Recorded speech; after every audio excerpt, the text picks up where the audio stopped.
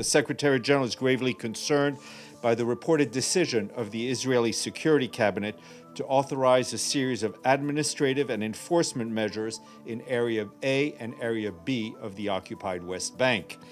The Secretary General warns that the current trajectory on the ground, including this decision, is eroding the prospects for a two-state solution. He reiterates that all Israeli settlements in the occupied West Bank, including East Jerusalem and their associated regime and infrastructure, have no legal validity and are in flagrant violation of international law, including relevant United Nations resolutions. Such actions, including Israel's continuing presence in the occupied Palestinian territory, are not only destabilizing, but, as recalled by the International Court of Justice, unlawful. The Secretary General calls on Israel to reverse these measures and all parties to preserve the only path to lasting peace, which is a negotiated settlement for a two-state solution in line with relevant Security Council resolutions and international law. Turning to the situation on the ground in Gaza, our colleagues in the Office of the Coordination of Humanitarian Affairs tell us that we and our partners are continuing serving hundreds of thousands of meals every single day, as well as digital cash and monthly rations, despite the continuing impediments. Meanwhile, Gaza City continues to face a severe shortage of drinking and domestic water. This despite recent reopenings of the valve in the Gaza City Mekorot supply line that connects Gaza to Israel for fresh water. Only 6,000 cubic meters are reaching people in the city every day, with significant water losses in hard-to-reach areas. To mitigate this shortfall, we and our partners have increased water production and truck deliveries from groundwater wells and private sector desalination plants. Since the last month, our partners have distributed over 100,000 water jerry cans, 700,000 bars of soap, and over 25,000 hygiene kits, over 400,000 household latrines, and 250 anti-lice kits across Gaza. Meanwhile, Mine Action partners tell us that over a week, and by last Wednesday, they've conducted over 200 assessments of potential explosive hazards in support of the removal of debris. That's in addition to the support they provide to secure humanitarian movements and operations in a very challenging environment.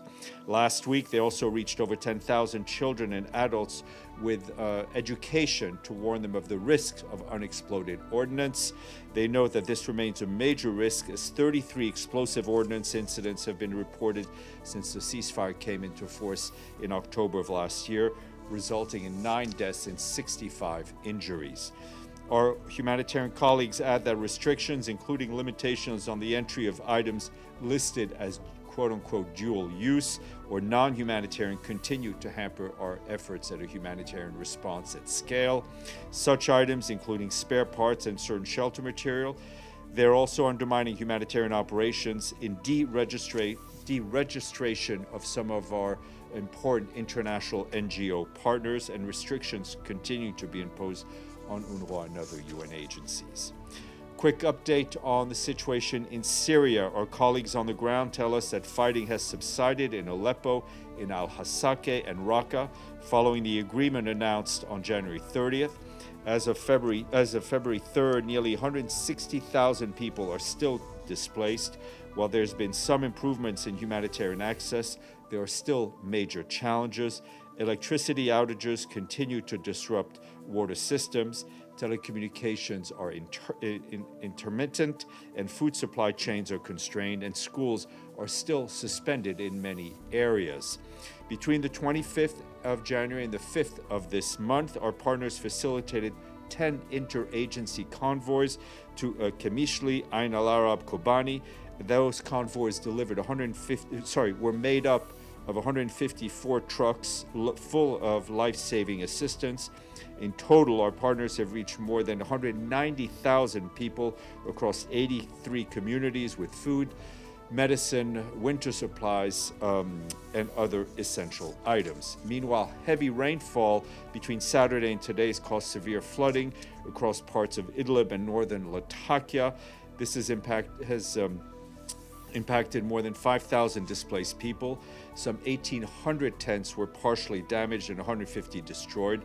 Flooding also forced the closure of a local hospital with patients evacuated and mobile medical teams deployed. Authorities have opened collective shelters and prepared additional housing for families who need it. Our partners are relocating families, repairing shelters, and delivering assistance. Turning to Yemen, we join our special envoy for Yemen, Hans Grunberg, in welcoming the formation of the new government led by Prime Minister Shai al-Zindani.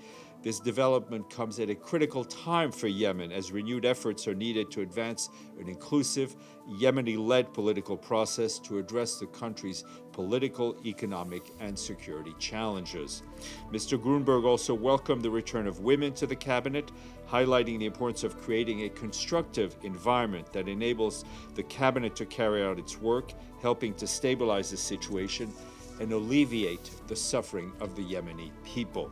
The Special Envoy will continue engaging with Yemeni and regional stakeholders to support efforts aimed at advancing dialogue and de-escalation. Turning to the Democratic Republic of the Congo, where our colleague Jean-Pierre Lacroix, the head of the Department for Peace Operations, is in the DRC this week. He arrived in the country yesterday and will be there until 11th February. Today, Mr. Lacroix is in Kinshasa, where he is meeting with President Félix Tshisekedi, the Prime Minister, Judith Suminwa Tuluka, and key members of the government and relevant stakeholders to discuss UN Peacekeeping's mission mandate implementation, including our support to a permanent ceasefire. Mr. Lacroix will then go to Beni in North Kivu, where he'll assess recent developments to meet with provincial authorities, as well as our own peacekeepers deployed in the area. Later this week, he will head to Addis Ababa for the annual African Union Summit.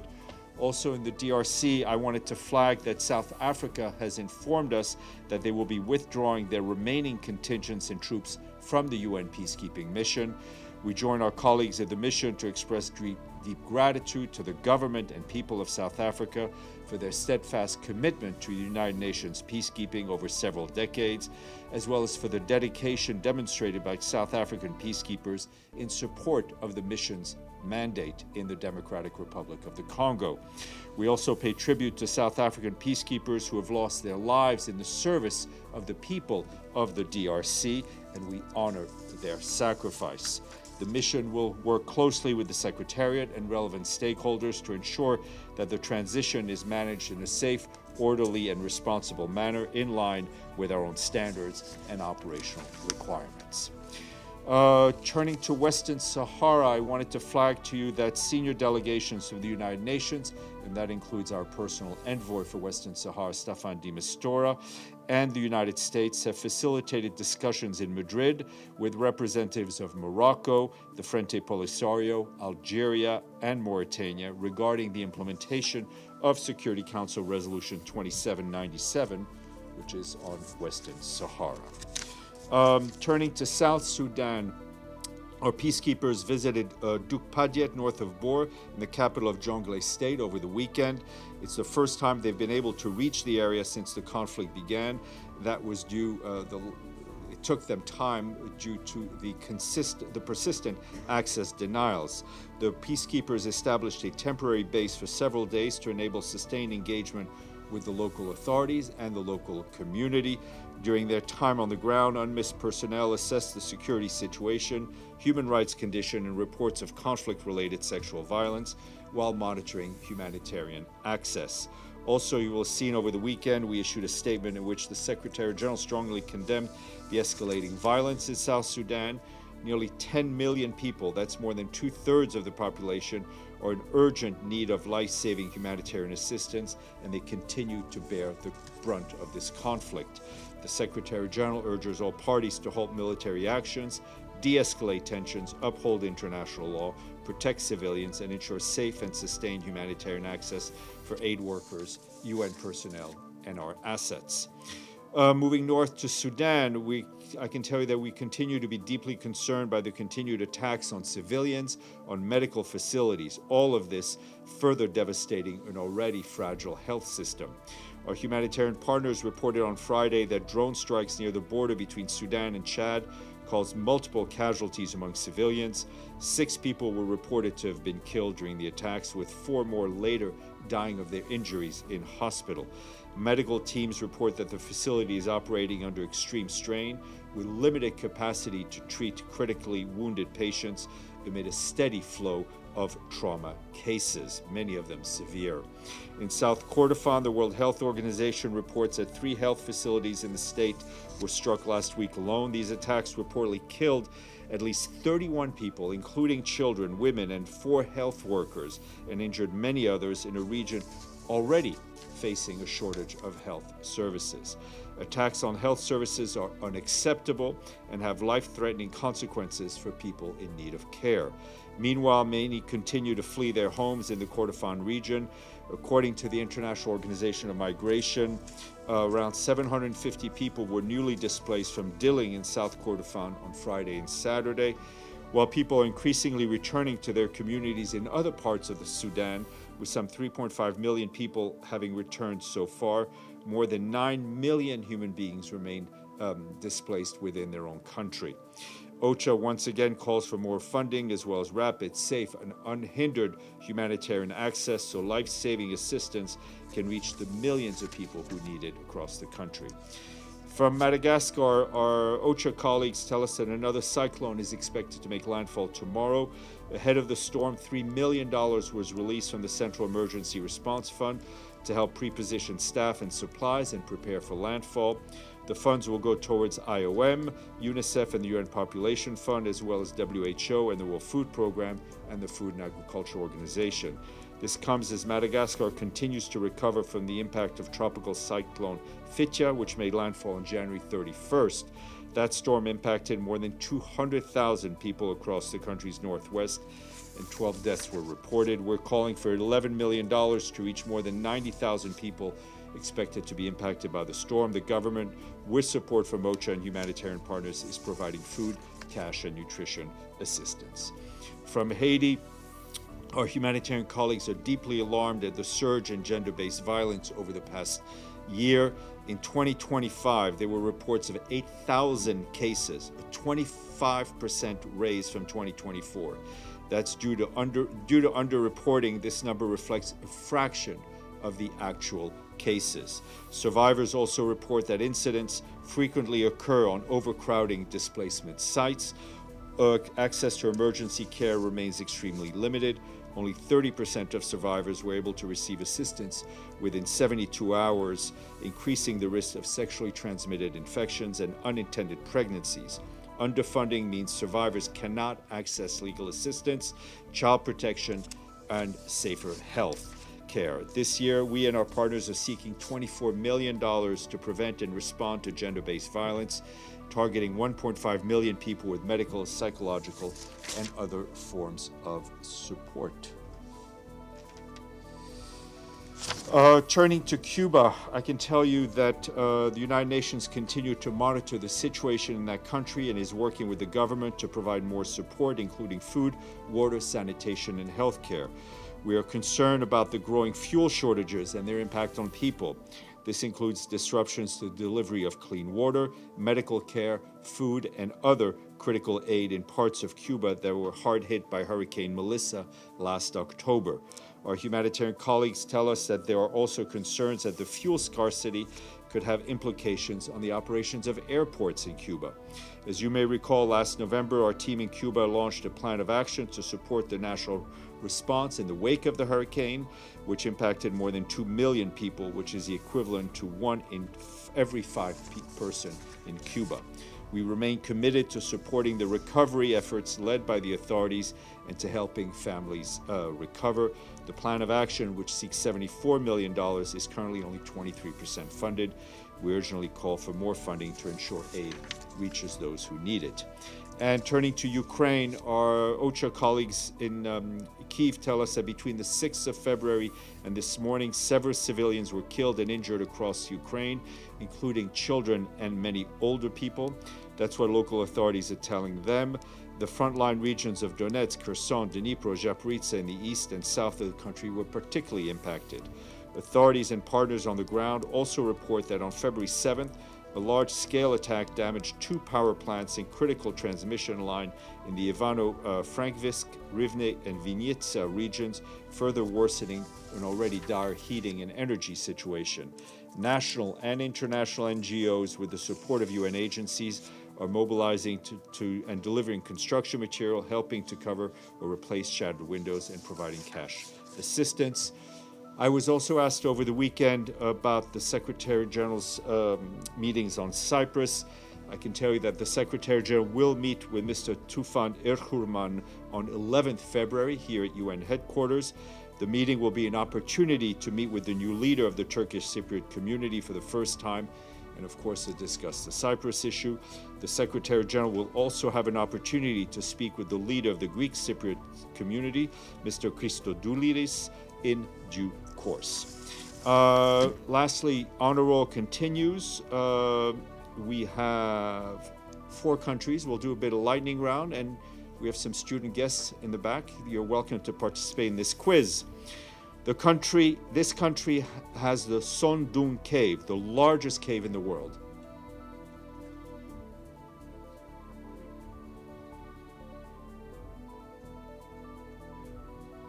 Vietnam, okay? This country is home to the largest stilt settlement in the world.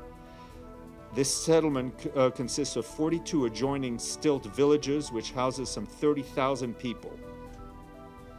It is, oh, so you just choose one. Neither of them are right. It is known as the Venice of the East. Brunei, okay. This country's football team is known as the Black Stars. Okay, no, that's not an answer.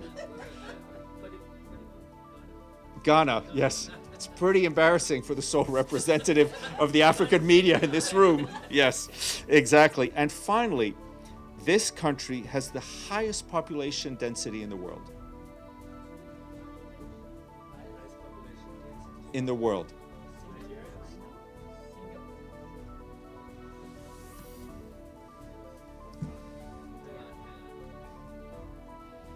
Da, da, da, da.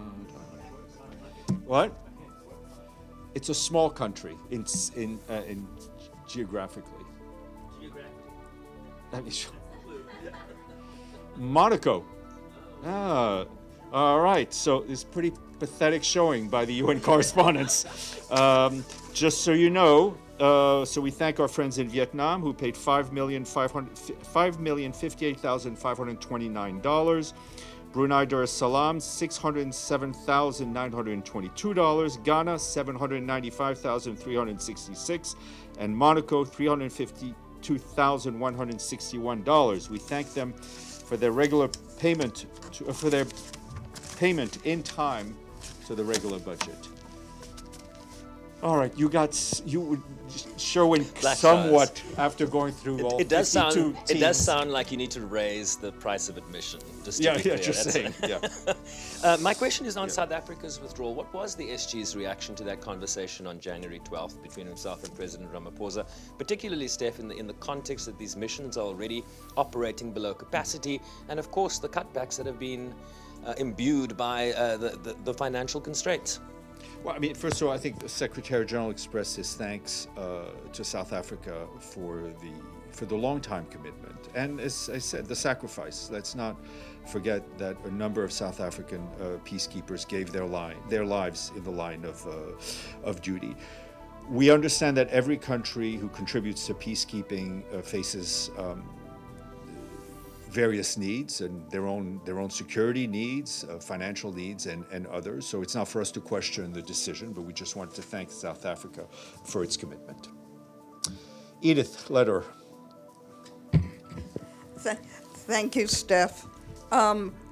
We've all seen the High Commissioner for Human Rights' response to the 20-year jail sentence to Jimmy Lai, the one-time publisher of Apple Daily, which was Hong Kong's biggest circulation newspaper, and his call for the Chinese government to free Mr. Lai, who's been in prison for almost 5 years.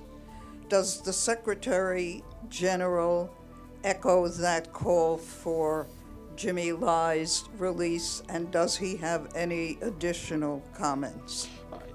The Secretary General fully backs what Mr.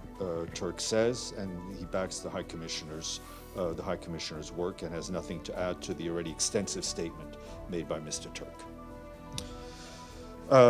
Yvonne, Murray, and then Gabriel.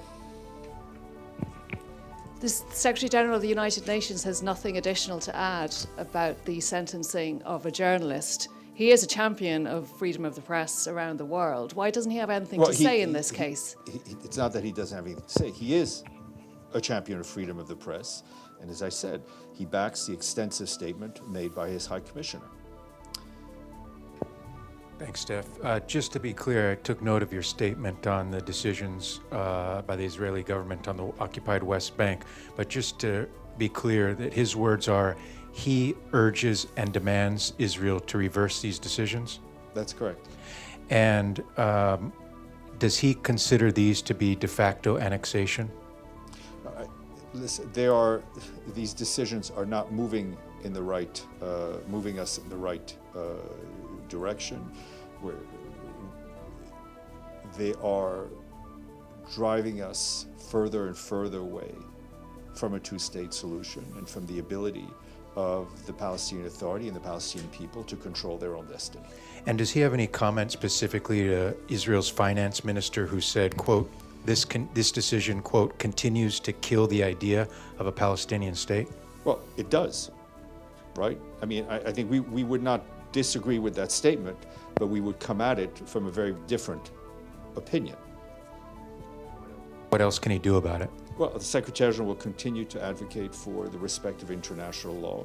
We will continue to push for a two-state solution, but he can't do it alone. We want others to do so as well. Farnoosh. Thanks, Steph. Wondering if you can elaborate on some reporting over the weekend about the U.S. planning to make some payments, installments towards their dues.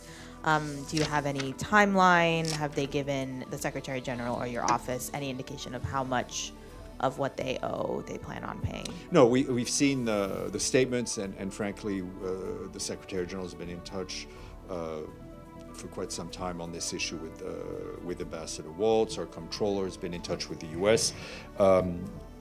Indications were given. We're waiting to see exactly when payments will be made and in what amount. Let's go to Namo, now go back to you, Yvonne. Thank you, Stefan. On Syria, according to local media reports, as many as 70 villages in and around Kobani have faced widespread looting and destruction of homes and livelihoods. Can your people on the ground, the United Nations staff, verify any of these claims? And what do you do on the ground to ensure the protection of civilians there? Well, we will look into these claims. I think by the mere fact of UN humanitarian presence, we hope that it helps to provide some level of protection. We also offer services in which civilians can come and bear witness to what has happened. Have they seen looting, widespread looting? I have not received that information. Doesn't mean it hasn't happened, doesn't mean it has happened. I just haven't received it. Thank you. Yes, sir. As you mentioned before, Special Envoy de Mistura is in Madrid regarding the Western Sahara question. Is there any outcome about his meetings there, or what the UN expects following last Security Council meeting last year about the question? No, I mean, the discussions continue. When there's a firm outcome to share, we will eagerly share it with you. Yes, sir, go ahead, and then I'll get to the second round. Thanks, Stephs. On Bangladesh. Ahead of Bangladesh election, the Election Commission banned polling agents from using mobile phone. The army reportedly took 21 journalists from the Bangladesh Times office in Dhaka and later released them. And police assaulted a dozen journalists. How does the UN views press freedom and electoral fairness? Well, I think for us it's clear and important that the elections in Bangladesh take place in an atmosphere that is peaceful, in a way that is inclusive, in line with Bangladesh's own constitution and international obligations.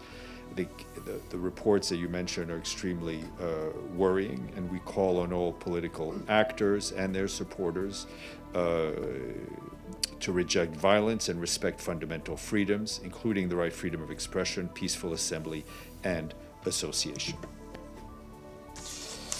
Yvonne Murray. Thank you. Lawyers for the journalist Jimmy Lai fear that he will die in prison. If that happens, will the Secretary General have anything to say then, or will he refer us to statements by the Human Rights Office again? Well, I think we will comment on things as they happen. We obviously, as I said, the Secretary General backs and shares what Mr. Turk said. And another question, please, on a different topic. Have you got an updated figure on the number of people who've died in Gaza since the ceasefire? Or where might I get that? No, I mean, the number in terms of casualties, situation remains the same for us, is that we get those numbers from the Gaza Ministry of Health. I have a question online from Anadolu, I think. And from me also. Yes. Oh, yes, I'll get to you as well. Okay. Hi, Steph. I actually have a question about there are reports saying that Israel has returned the bodies of 54 Palestinians yesterday, and most of them showed torture and some body parts missing. And there was actually 66 boxes containing skulls and other bones with no labels, no names, nothing, just numbers. How legal is this? Any comment on this? What's your take? No, I had not seen those particular reports, but we will look into these, and I'll ask our colleagues on the ground. Thank you. Abdelhamid. Thank you, Steph. In fact, Gabriel asked the same question. So with your permission, I will use your answer as if it's an answer to my question. And the second, I also have a question on Western Sahara. I was hopeful to hear more details from you. Who attended? Who led the meeting? Were the direct negotiations between Morocco and the Polisario, or between the four parties? So can you share with us more details about that meeting in Spain? Listen, no one more than I would like to share more details about everything that we do. As you know, the Western Sahara issue has been a long standing issue on the docket of the UN.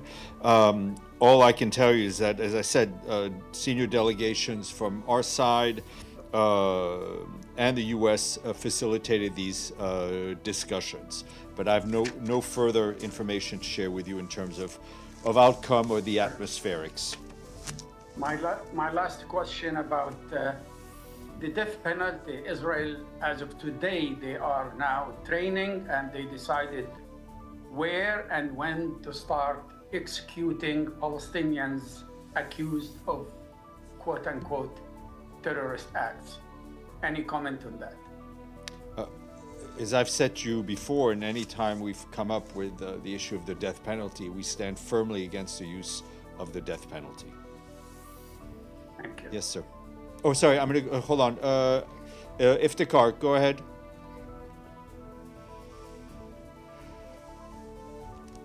Thank you, Steph.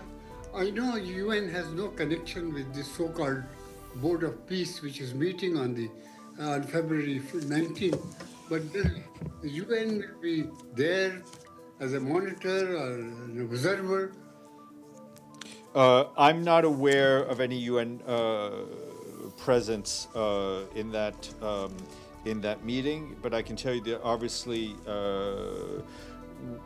we are working for the full implementation of the relevant Security Council resolution, which mentions the Board of Peace in relations to Gaza, and we continue to engage with the National Committee for the Administration of Gaza and all those with potential influence on the humanitarian situation on the ground. Thank you. Sinan. Thank you, Stefan. Middle East Director of Human Rights Watch said that Syrian authorities should comprehensively account for abuses by all sides before and after December 2024.